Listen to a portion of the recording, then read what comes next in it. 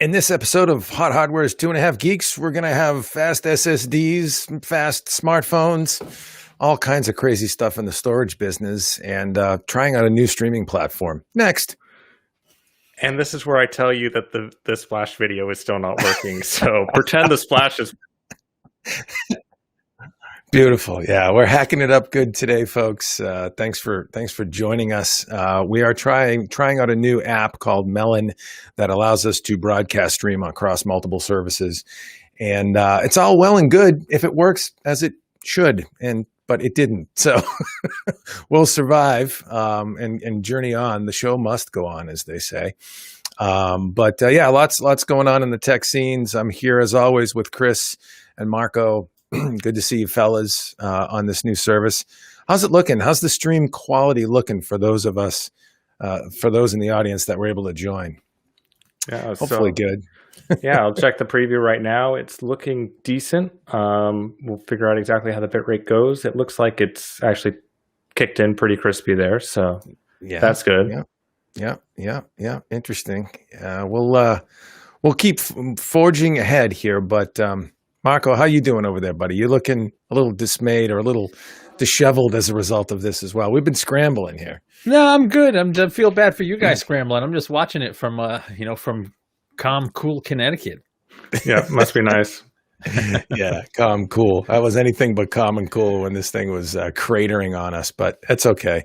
We're still. I don't think this was on us. I think we were working out the kinks on a new platform for sure, but.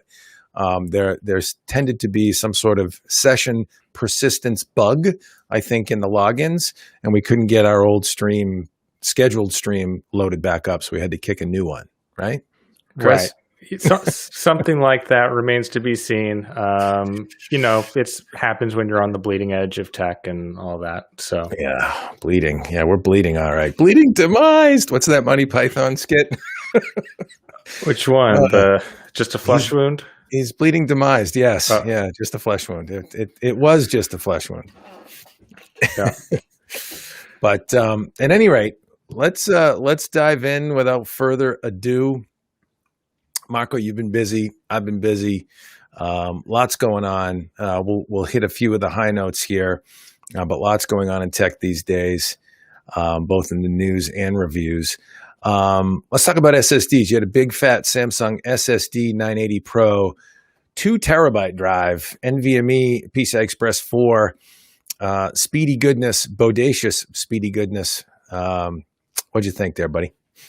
Really nice drive. So the 980 Pros launched a few months ago. I think it was September, October, where the initial batch hit. And when they first launched, we looked at the 250 gigabyte drive and a 1 terabyte drive. But Samsung announced that a 2 terabyte model was on the way, and it finally arrived. So drive showed up, put it through its paces, turned in some pretty good numbers.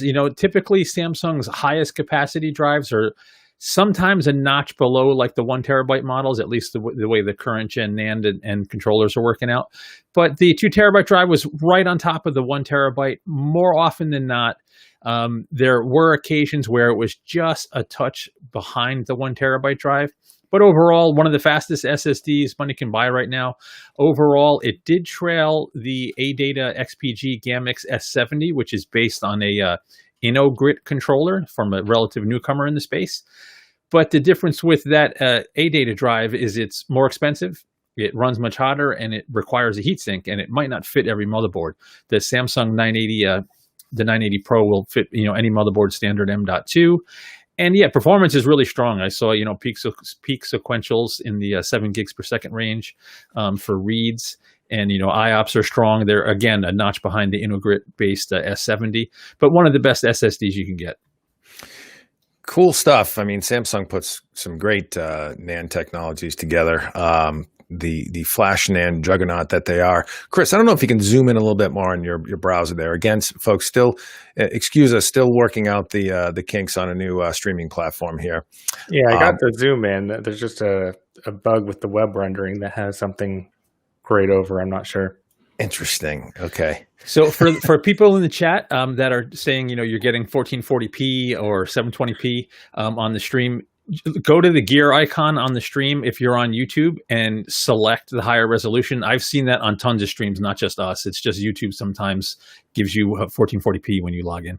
Wonking your bit rate and your resolution. Yeah. I'm going to wonk my bit rate later.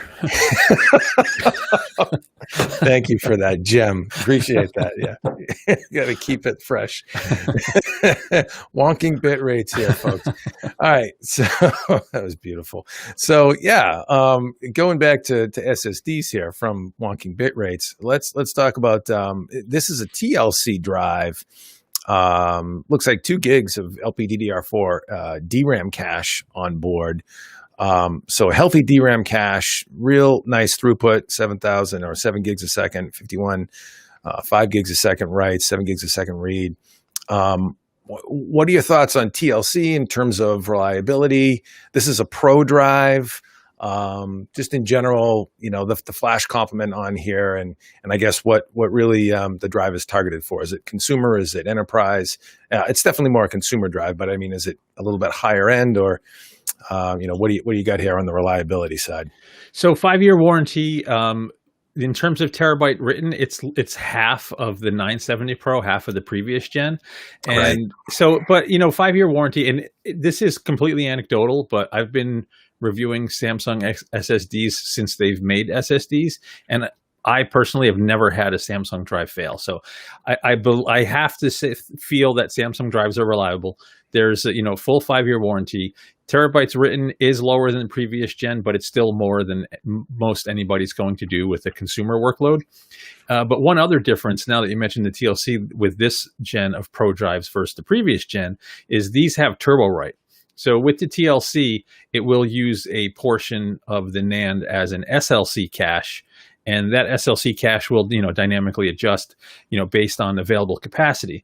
What's good about the 2 terabyte drive versus the smaller drive? So if you go look at our original review of the 250 gig and 1 terabyte drives, you'll see the 250 gig drive writes crater after that SLC cache is exhausted because it has a much smaller capacity. The cache is smaller.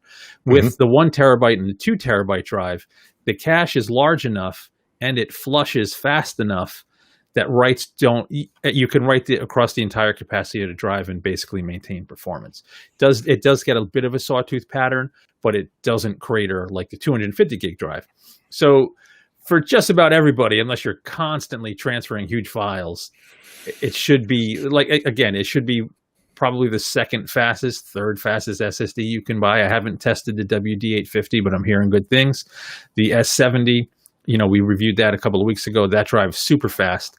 But, in terms of the overall package, Samsung really kind of has it all. You don't have the fastest sequentials, but you have strong performance backed by a company that knows how to make SSDs and stand behind them. Yeah. Good stuff for sure. Yeah, the 850, I've been hearing really good things about the WD850 drive. What's the deal on that? I don't know. I didn't dig into it because I don't have one. It's got to be SanDisk NAND, right? Yeah, well, it's all WD now, but yeah, it's all right. WD through and through. So it should be. From what I'm seeing, it runs a little hot, but performance is strong. So kind of somewhere in between the Samsung drive and the InnoGrid drive. InnoGrid. Yeah, that controller name. Love that. Chris, I'm sorry, you were about to jump in there on something, and I was going to say, I've used mostly Samsung drives in my systems. I've only had one reliability issue with something that was like a 840 equivalent in a laptop once from the OEM, but otherwise they've all been very solid, very fast. The right caching does make a nice big difference in performance. So. Yep. I like what I'm seeing here a lot. Very high performance. Yeah. No, Samsung generally makes really good stuff in general. Like Marco alluded to earlier, we've never had an issue with a drive, dropping out or failing over time. And so we've always had really good luck. Tend to be aggressively priced. How was pricing again on this? Was it 2 terabytes? It's a higher capacity drive anyway. Yeah, so it was funny when the drive came and Samsung sent a note and said, hey, drive's on the way. If you could target mid-February, When I was writing the article, I went to check pricing as I was working in the conclusion. Drive wasn't listed on Amazon yet. It was $459 on Newegg, but direct from Samsung, it was $399. So in the conclusion, I put $399 to $460. Over the course of the day, if you look at the comments on the article, it like showed up everywhere at $399. So I forget what that works out per gigabyte, but that's like $200 less than the A-Data drive. The A-Data drive is like $599 for 2 terabytes. So although it's not one of the cheaper PCI Express 4 NVMe SSDs, it's not one of the more expensive either. So to get the kind of performance and backing that it's got, it's pretty cool. It's in the mix, yeah, for sure. What's 4K? I guess light random access performance like? Did we talk about that? Yeah, so that's actually like the worst part of the drive. Not the worst part of the drive. It basically tied for the fastest 4K reads, but 4K writes it trailed every other drive that we had tested. But that's the 2 terabyte drive. The 1 terabyte drive is a little faster in that regard. That's one area where the 1 terabyte drive is faster. But we're talking not a huge difference. Like we can nitpick the benchmarks, but in real world, you're not going to notice the kind of, so the 2 terabyte drive was doing 147 megs a second, 4K QDEP1, 4K random writes. And the fastest drive was 181, so 40 megs higher. So, 25% higher, but you're not going to really see that or feel that, in the real world, maybe a little bit. Very similar. Yeah. That's what I was getting at is that tends to be, mainstream responsiveness workload, just FYI for folks, the 4K random, which aligns with Windows. But it sounds like the read side of it is up to snuff. And so you're going to feel every bit as performant there. Yep. Cool. We're trying to, Chris, you should feature some of the comments in there. I threw something in the private chat, so we can show off our new platform and how cool it is. There we go. Show Old Bull's comment because I like that one. This one? There you go, brother. You're our first feature. Old Bull, there you go. There's your comment. You're a star. You're a superstar. Right on screen there, kid. The 970 Non-Plus is in my dad's build, doing Windows updates with reckless abandon. Attaboy. Good stuff for sure. Cool. All right. Well, so you would recommend this, Marco, is the bottom line. I would. I totally would. If I was buying a PCIe 4 SSD right now, I would personally buy this one, even though there might be others that are faster, just because I trust Samsung's drives. And I would totally buy 980 Pro personally. Yeah. I think the track record's been there with the 960, 970, then the 980 series, and nice to see the PCI Express 4 goodness continuing to ramp up, both in terms of capacity and performance. Want to see what they'll do on the next iteration, though. I want to see flat out 7 gigs on both sides. Maybe I'm asking too much, but on reads and writes, right? But good stuff. It's coming. Yeah. Hey, by the way, hello to the Twitch community. We are live on Twitch as well. Chris, just for housekeeping here, so you're aware, we absolutely did kick off the stream on Facebook and Twitch, but YouTube, for whatever reason, didn't cooperate. So whatever we did, I think, with the test stream on YouTube is what hosed us. So anyways. Yep, and I just popped up a question here for you, Marco. I think you had the test rig around the motherboard you used with this system. What motherboard? Looks like it was the MSI TRX 40 creation. Yeah, I tested it on Threadripper. So plenty of lanes, plenty of speed. Yes. Oh yeah. Hanging right off the CPU. Absolutely. Hey, and as an aside, with respect to PCI Express 4 and X570, B550 motherboards, we have a little request out to the folks at AMD right now. We're hearing and seeing some issues that have been out, on the internets, reported on the internets for a while now, Reddit and a couple other places, where AMD platforms are dropping USB connections, USB-C, USB-A, what have you, if a PCI Express 4 Gen 4 GPU is dropped into the slot. It's causing reportedly some associated flakiness with USB ports. We have a question. You have some questions out to AMD on that to see if we can get to the bottom of it and try and pull together, hopefully, a recommendation for a fix kind of guide. We think it's probably a combination of BIOS, firmware update, Windows update, driver update, all that goodness, right, Marco? Yeah, I mean, looking at the people that solved the problem, it was always either clearing out drivers manually in Device Manager, and in rebooting or updating their BIOS and chipset drivers. So it's some combination of weirdness. Doesn't seem to be affecting everybody. There's in every chat you'll see people, oh, mine's working fine, but I know you had issues personally, so we're digging in a little bit. We'll figure it out. Yeah, we're pulling in our friends at AMD to help us maybe sort through it, see if they've seen it, and if they have any recommended best practices. So stay tuned on that. Maybe we'll talk about that in a future episode. All right, let's talk about some more things, Samsung, and I'll start this one off. I'm going to back down the brightness already because I know it's going to blow out the screen. This is the Samsung Galaxy S21. Okay, focus, baby. Come on, get in close. No. Okay, back to me. There we go. Anyways, Samsung Galaxy S21. This is the standard phone. It is the 6.2-inch dynamic AMOLED display.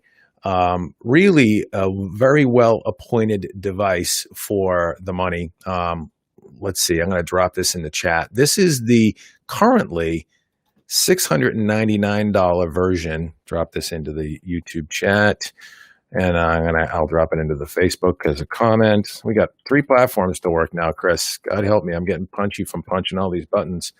Hey, we'll get the hang of it. Just like George Jetson, right? I'm dating myself now. So yeah, this is currently on sale. You can find it on Amazon. 8 gigs of RAM, 128 gigs of storage for $699. Snapdragon 888 processor under the hood. So Qualcomm's latest and greatest, fastest SoC that it has for mobile handsets. And a 6.2-inch, very efficient.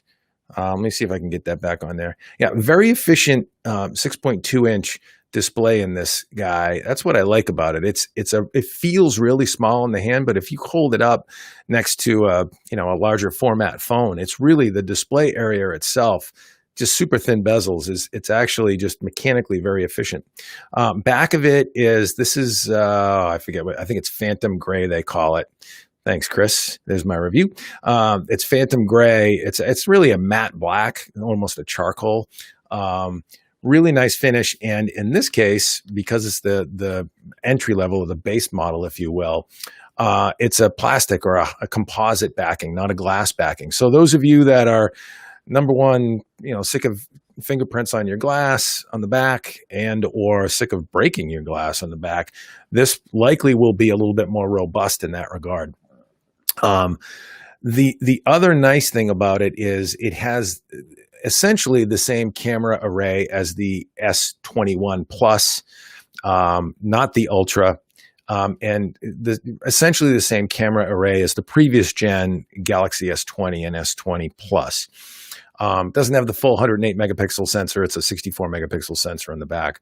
But the camera is fantastic. It's actually probably one of the best Samsung cameras I've tried, over the generations. Did some comparisons to the OnePlus 8 Pro, which is currently my daily driver, and Samsung just blows it away. There you can see my little buddy Yogi. That's my guy, sitting on the stairs here in the foyer, and just super crisp detail, slightly oversaturated maybe for some folks. I happen to like it. I like the extra elevation in colors.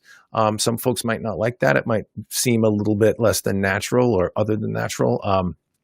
So it depends on preference, but for me, I like it. And I would also say that, it's super crisp. When you look at the detail versus the OnePlus 8 Pro, you're getting a little bit more sharpness, a little bit better, detail and rendering in general. The other nice thing is it has some pretty interesting features now. One's called Director View, where you can fire up the rear-facing camera, have it also fire up the selfie camera and do picture in picture, so that, let's say you're recording a video and you're recording your environment. There's a good shot right there. You can see my mug with the sunglasses on, doing my best Agent Smith. Here you can see the environment in front of the rear camera, and me. I can narrate, over that in a picture window. So kind of a neat feature. I think pretty handy, certainly for business settings. Maybe you're a realtor and you want to do a guided tour of a house or something like that. And you can think of a number of different applications where this might be useful. But some unique features there for sure. And, really, really well-appointed device. Again, wireless charging. It has Qualcomm's latest sensor, 3D fingerprint sensor in the front, larger and more accurate fingerprint sensor under glass in the front. With wireless charging, 8 gigs of RAM, 128 gigs of storage. Again, solid camera array for $699. So lots of features for the money. One drawback, one wrinkle we found that was fairly notable, and that is the thermal performance of the device over time. So we do some, recently we're doing a lot more thermal saturation, stress a system out for an extended period of time. And we found that this phone definitely tends to throttle a bit. Right around the 4 or 5 minute mark, we used 3D Mark Wildlife, which runs an extended 30-minute torture test. And you can see there that it does actually bleed off a fair bit of performance over time. Now, you have to think about your use case. Are you absolutely, running a hard 3D, game engine for, a serious stress test like this for 20 minutes? If the answer is no, you don't game heavy, or you don't run something this taxing for this long, you probably won't see an issue. And as a matter of fact, I think the average mainstream consumer probably won't find this to be an issue, this thermal saturation that exists in this device. But if you're a performance enthusiast, take note. If you're a heavy-duty gamer, take note. You're going to bleed off some performance with this over an extended use case. And there's my 10-minute review or 5-minute review. What are your guys' thoughts? I mean, I appreciate this phone for all that it brings for the money. I guess I will say that at a sort of baseline. It's a really good value, I think. Yeah, I mean, the value's there with the lower price, but I kind of feel like Samsung phoned this one in. You got, I'm not going to say crappier materials, but less premium materials on the back, no micro SD, no charger in the box, no camera innovation. It's all software tweaks. Yeah, and you have the thermal throttling. The cooling's not as powerful as it should be in the phone. It seems like they did, and battery life wasn't that great either. I guess it was like right around the middle of the pack. So there's no real standout except for the screen and the software tweaks to the camera. So I don't know. I'm less enthused for the S21. You get used to Samsung's Galaxy devices being the pinnacle, and it doesn't seem like this is it this generation, but they cut the price. So now you know why. Yeah. And I think you hit the nail on the head. There are definitely some caveats and drawbacks. I think, the material in the back of the phone is subjective. If you really want that ultra premium feel and need that glass, I get it. You need that bauble, you want the ultra premium build. But I would offer that this feels really solid. It doesn't feel cheap. You do have all steel sides. And so some folks might actually like that. They might prefer it. Folks are afraid of breaking their phone, and the rear glass breaks all the time. It's the first thing that hits the deck, sometimes. Right. But yeah, I hear what you're saying for sure. Yeah, I am not thrilled with the fact that the phone throttles as hard as it does. It seems like Samsung did phone the thermal solution, and the tongue in cheek there, Marco, with the phone this one in. I like that. Chris, what are your thoughts? Yeah, I mean, I'm not bothered by the lower price point at all. I prefer non-glass backs to phones because I am someone who will break it. But, at the end of the day, most people are going to be putting it into a case anyway. So does the back of the phone even matter at that point? Especially when you have the asymmetrical camera bump on it. If you're not in a case and you put it down on a table, it's probably, if it's not going to rock, it's at least not going to sit flat, which at least would drive me crazy. So, I'd be looking to put it in a case anyway. So that part, I don't really care as long as it works. As long as it's the plastic back, you still get wireless charging with it, right? Was that one of its features? Yep. Yeah. You got wireless charging. So no worries with that. A case can impede with that if you have a super thick case, but the thin cases I typically use work fine with that anyway. I like driving the price back down.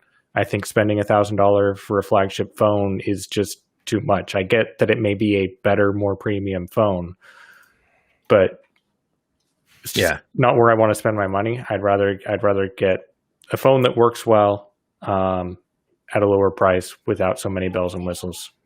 Yeah. I hear you. The portrait mode. Let me see if I can share this too. Now I'm gonna try the share now, Chris. I'm waiting for it to pop up. Portrait mode is actually I'm about to do it now. Hang on. Application window. Boom. There we go. So that's actually even more impressive as well this time around. That's again Yogi doing his favorite. It's really tough lighting. Licking his chops in tough lighting. Yeah, you've got rays of light coming through and then, blur in the background. So it did a really good job with this picture, I thought. And what Samsung is utilizing the chops of computational photography with Snapdragon 888 processor on board. And they've actually done a little bit more work on the back end in terms of the algorithm to help with the processing with this. So better isolation of background blur versus subject and not blurring the subject too much. But this is a tough shot, so maybe not a good example of that. Thank you, Old Bull. What's that? I've got Old Bull's comment on the screen. He agrees with me. Phone price is too damn high. Well, I think in general, phone prices too damn high I would agree with that too. But you got to hand it to Samsung for. I think they took a page on the price point, anyways. A page from the book of the fan edition, the Galaxy S20 fan edition that sold like hotcakes for them, and they decided, for the entry level one, let's take it down a notch. Take plastic backing and all that good stuff to try and drive the cost out of it. This is also IP68 water and dust resistant as well. So you get all that, basically every major feature except for the SD card slot. I wonder, Marco, though, if that's a big deal. I know it's a big deal for you. It's not that it's a big deal for everyone, right? But I hate that no matter what Apple does, Samsung tends to follow. Samsung was making fun of Apple for removing the charger. One generation later, no more charger in the box. So this systematically removing features, we're going to end up with phones with no ports at all. Everything's going to be wireless, and that's going to suck. Like there's going to be systematically they're not going to be able to get repaired. Right to repair is going to go out the window. And guys like us that like to tinker, mess around, I like to transfer stuff from one phone to another in a microwave, all that's going to go away. And that sucks. I can't condone it and appreciate it when ultimately it's just removing stuff that we once had. Right. Yeah. Yep. That's fair. You're just a cynical old crab anyway, so. I am. I'm a curmudgeon, fat old curmudgeon. Well, stop with that. I wouldn't go that far. Old and curmudgeon maybe, but yeah. All right. Well, let's move on. Let's move on back to storage. Actually, shift gears to a little project you did, and actually, it's a YouTube special. I'm going to write something up tomorrow. I've been meaning to write it up too on the site. I just haven't gotten around to it. I'll drop it in the comments here on YouTube and Facebook. But building your own personal cloud, or NAS, as the case may be, network attached storage. You walked through a build you did with a bunch of big Seagate drives and a TerraMaster NAS. Tell us all about that. 56 terabyte NAS. What do you need all that file space for, dude? What are you doing? Nothing. So, well, that's an interesting point, because it's 56 terabytes worth of drives, but that's not how much storage capacity I have because of the RAID mode. But I kind of feel like network attached storage confuses the hell out of people, and it shouldn't, because whether you're a super techie or in a small business, having a storage repository on the network that every machine or every device on your network can access is super convenient. It makes, backing up stuff much easier, just sharing stuff between PCs or other devices so much easier. But, some people lack the sophistication to understand it. So if you think of network attached storage as like a thumb drive, but on your network and bigger, that's really all it is. So I wanted to show how easy it is to go start to finish from raw hard drives and an empty NAS to having tons of storage attached on your network. So it just kind of worked out that TerraMaster reached out. They had some devices available, and I happened to have some Seagate drives available from a previous project that didn't pan out. And I'm like, this is perfect. So I built up a TerraMaster F4 422 NAS with I think it was, it was 14 gigabyte, right? Seagate drives. Yep. And start to finish, the process is so easy. If you watched a video on the channel, I'm going to write something up with images as well, hopefully tomorrow. But it's so easy if you want to add super fast, super reliable network attached storage. You literally mount the drives into these plastic trays, takes 2 minutes, connect the device to your network, run a simple app to discover it on your network, and then you configure everything through your web browser. Super easy. And I even explained a couple of the different RAID modes. So you had mentioned 56 terabytes worth of drives, and I only have 48 terabytes available, or 44. Don't make me do math when I'm tired. But whatever. The reason that my full capacity is not available, no, I'm sorry, I had 26 terabytes available because I went with RAID 6, is depending on the RAID mode that you choose, you essentially sacrifice overall capacity for redundancy. So I set up a 4-drive RAID 6 array. I could have 2 drives in that array fail before I'm at risk of losing data, right? You can configure it in, RAID 0 if you want max speed, which is kind of a waste unless you have, a fast infrastructure.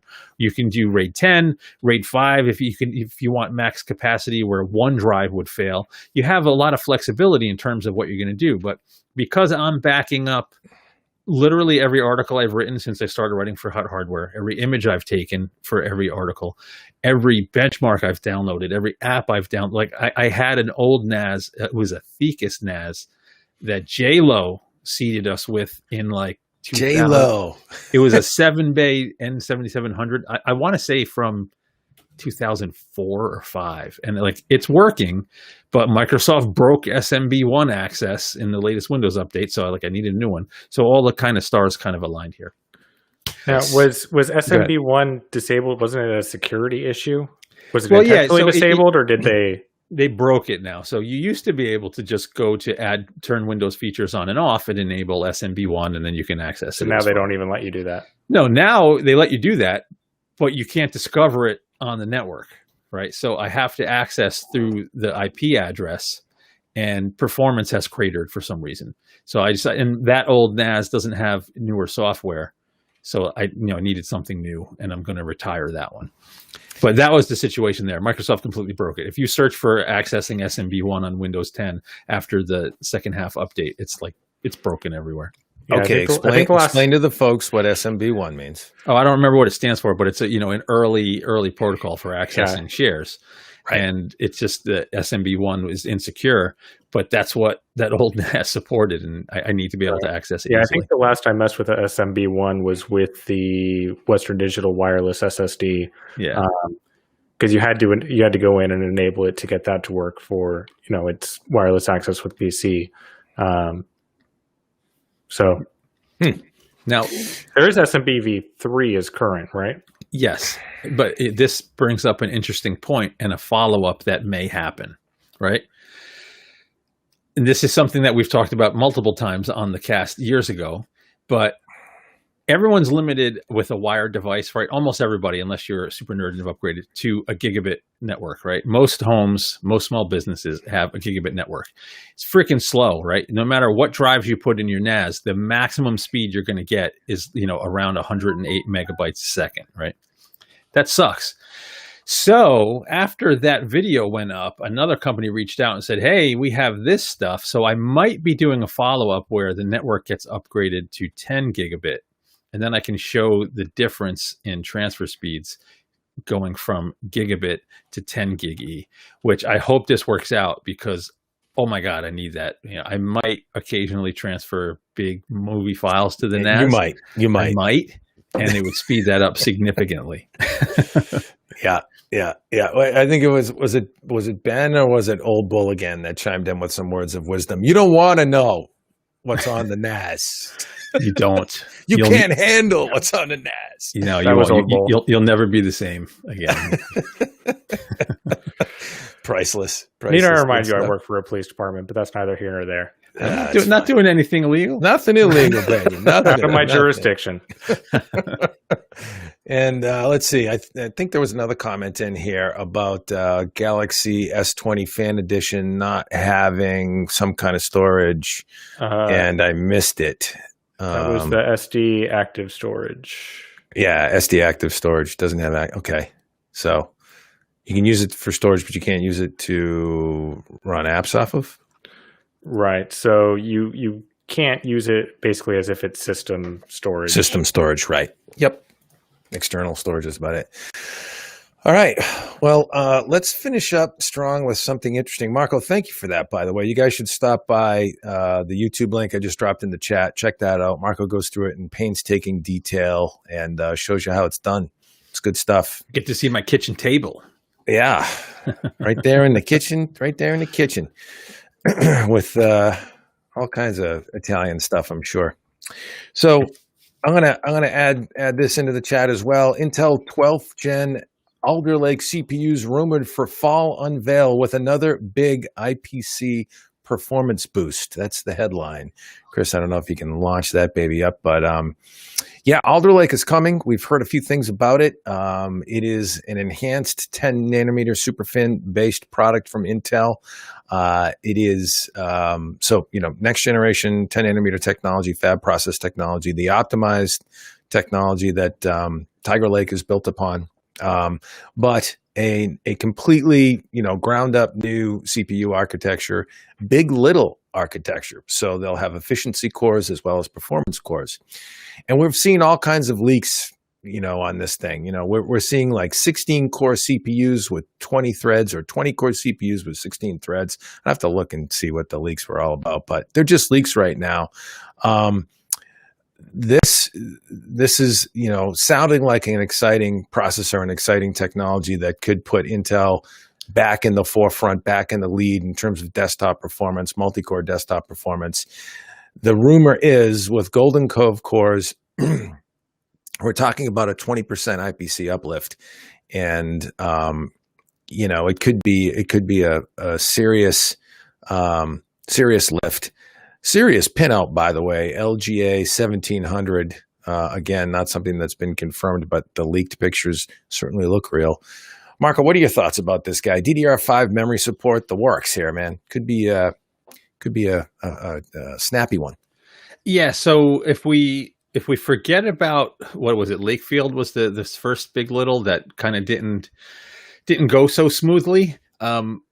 The scuttlebutt on this one's really good. So the what is it? It's Gracemont. Golden Cove are the big cores, and Gracemont are the small cores. Correct? Right. I have that right. Yeah. Yes, I believe you do. Scuttlebutt was that even the little cores are Skylake plus level performance, right?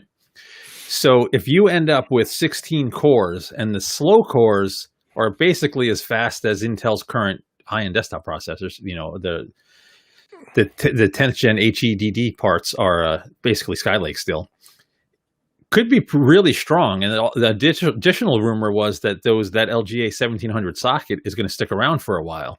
Not like the last few years where you're kind of upgrading motherboards every generation. So if Intel's sort of taking a page out of AMD's playbook and the socket's going to last for a few generations, and we're going to have up to a 16 core in the mainstream socket, and even the slower little cores are Skylake speed, and the Gracemont cores are 20% IPC uplift. This could be really strong, because it could be really strong. I'm gonna remain cautiously optimistic. I'm sure Francois in the chat's gonna have something to say. Yeah, we better defer to the chat for a little bit of thought process. Francois, I'm not sure if this is a vintage you're aware of. If it was on the roadmap and planning when you were back at Intel, but yeah, and again, interesting sort of mix and malt of cores and threading. 16 core 24 thread was the leak, which sounds odd, but if you think about the big little approach and the fact that hyper-threading or multi-threading may or may not be available on, let's say, a little efficiency core that, doesn't need to do that. You can see where it might be unbalanced threading or more threads. You would think 16 core would be 32 thread, straight up. But Marco, what are you giggling at? Francois thinks I'm very optimistic. Go figure. I'm going to stop screen sharing. Hey, I think you need to hope for the best here because, competition is good. Intel has been, taking a knee for a while now on the 10 nanometer process woes that were well understood and covered. And I think it's time to, give them a little bit of optimism because, I want to see them back in the fight. I want to see them, giving AMD something to lose sleep over. That's good. That's goodness for everybody. Yeah. So let me just shut this off. It's funny. Francois is saying it's going to have scheduling issues, and that's like what really made Lakefield kind of take a beating. But I think. And Francois will probably chime in here. Like Lakefield had the single really high performance core with multiple lower performance cores, and the disparity in performance between those cores was bigger.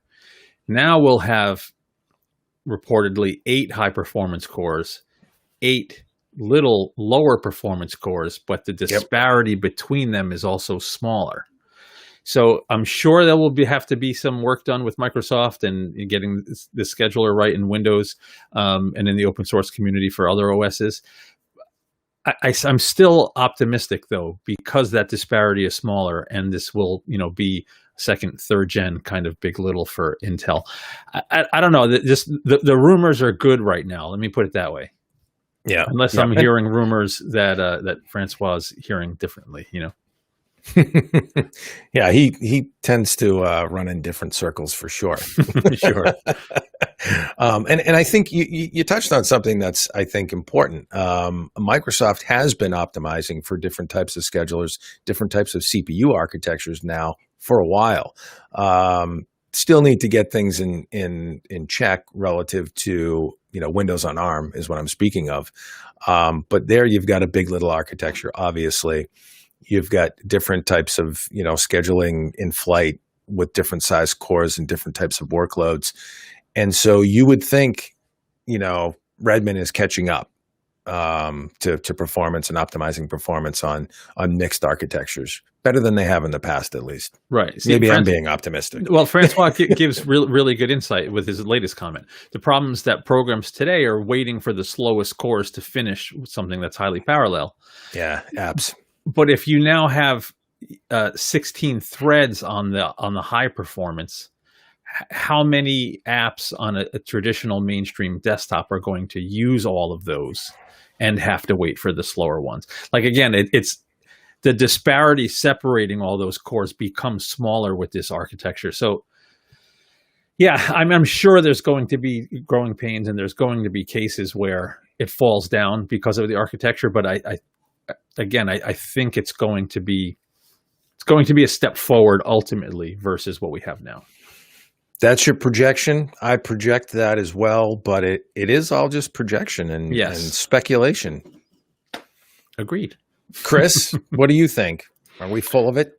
I guess it comes down to how Windows is going to handle it. We've been seeing Big Little for years in mobile platforms, and if they're having scheduling issues with it, they're handling it well. If it's on a app level that isn't handling multi-threading well, which a lot of Windows apps still aren't even multi-threaded really when, unless they're specifically coded for it. So that's a whole different issue, especially as you go back to older games and such. So I guess we'll see. Yeah. Yep. We shall see. Francois says crossing fingers. So he doesn't sound like he has a dog in this fight anymore. Or maybe he does and it's Intel. I don't know. Still. Well, I think that about wraps us for today, fellas. And I think we made as good a go as we could, given the hurdles we had to scale to get this cast off today. Yeah, we've kicked a few tires today. Yes, we have. Yes, we did. But hopefully next week we'll have it a little bit cleaner with the folks at Melon. I think Melon maybe needs to work out a few gremlins too. But between the two of us, we shall prevail. I'm going to drop some links in the chat here on YouTube. Stop by our Patreon if you want to support us, support independent publishing. And of course, we have some sweet merch. We have some ideas for some sweet merch as well that hopefully will be coming versus just logo shirts. Some pretty fun geek saying shirts. There's the Patreon. Check that out if you want to support independent publishing. Again, kind of a dying breed. Not really dying, but not owned by big media companies. We are independent, indie in the very essence of the word. And that is good because you don't need big corporate influencing your tech reporting and your journalism. Right, Marco? Absolutely. 100% correct. Mm-hmm. And you can find us on the web at hothardware.com, twitter.com/hothardware, youtube.com/hothardwarevids or hothardware. Hit thumbs up and subscribe. Giveaways coming soon. We have to line one up, I think. Yeah, I'm not sure. I forgot who reached out last time. I'm sure we can come up with something. Yeah. There's our place on the web at hothardware.com where you can find all of the reviews we stepped through this evening. Anything else to offer? Any parting words of wisdom, Marco? Chris? No wisdom for me. Ray is asking, did they give up on 10 nanometer, 7, 5 nanometer? No, 10 nanometer is finally humming. Alder Lake is another iteration of 10 nanometer, and 7 was bumped back up apparently, but they do have a lot of work to catch TSMC. There you go. Yep. So, hey, we'll keep rooting for them and keep rooting for more competition and better products. That's nothing but goodness. Yeah. And with that, we will bid you adieu and thank you so much.